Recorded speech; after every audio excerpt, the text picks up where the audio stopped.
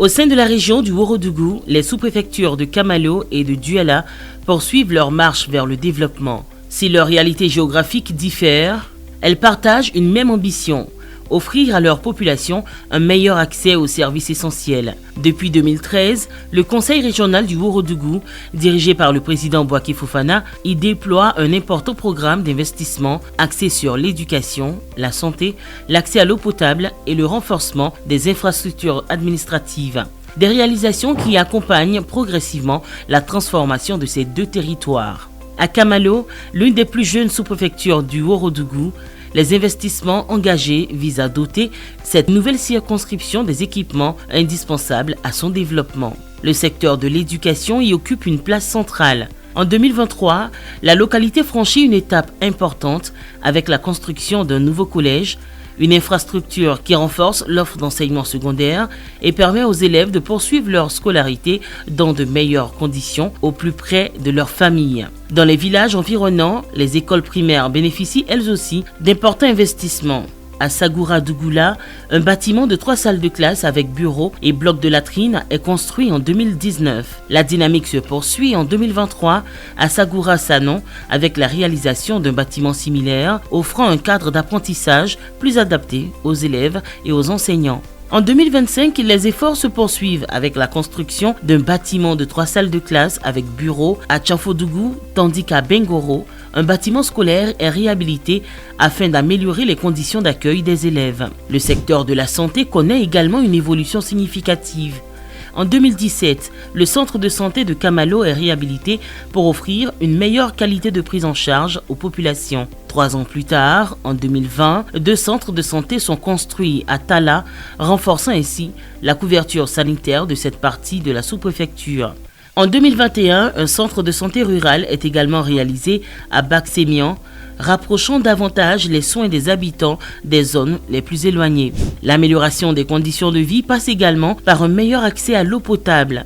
À Djoman, une pompe à motricité humaine est installée en 2021.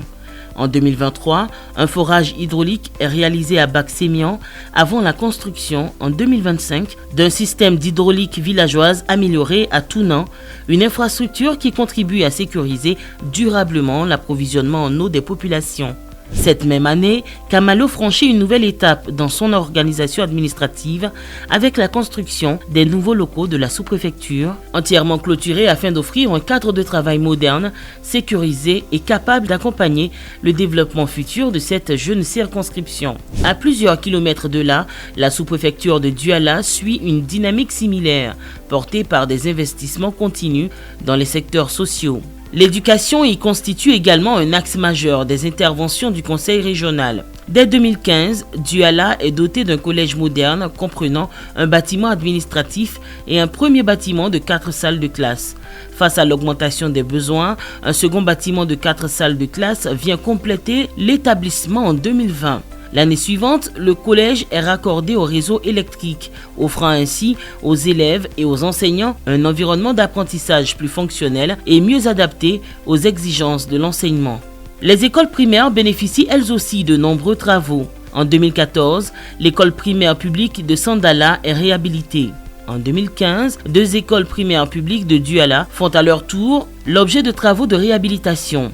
À Somana, 2 bâtiments de 3 salles de classe avec bureaux sont réhabilités en 2019, tandis qu'à Nandala, un nouveau bâtiment de 3 salles de classe est construit la même année afin d'améliorer les capacités d'accueil de l'établissement. Dans le domaine de la santé, les investissements poursuivent le même objectif, rapprocher les soins des populations. En 2022, un dispensaire rural est construit à Nandala, renforçant l'offre sanitaire dans cette localité. Puis, en 2025, Lenguekro bénéficie de la construction d'une maternité accompagnée d'un logement destiné à la sage-femme, un projet qui contribue à améliorer la prise en charge des femmes enceintes et des nouveau-nés. L'accès à l'eau potable constitue également une priorité. Dès 2015, des forages équipés de pompes à motricité humaine sont réalisés à Lenguekro, et à Sagbakoro, facilitant l'approvisionnement des populations en eau potable et réduisant les difficultés liées à cette ressource essentielle. Enfin, le renforcement des infrastructures administratives se poursuit avec la construction en 2025 de la clôture de la sous-préfecture de Douala, une réalisation qui contribue à la sécurisation des installations publiques. À Kamalo comme à Douala, les investissements engagés depuis plus d'une décennie traduisent une volonté constante de renforcer les infrastructures de proximité et d'améliorer durablement les conditions de vie des populations. Écoles, collèges, centres de santé, infrastructures hydrauliques et bâtiments administratifs témoignent d'une même vision du développement, celle d'un territoire où chaque localité peut bénéficier d'équipements modernes adaptés aux besoins de ses habitants et capables de soutenir son essor.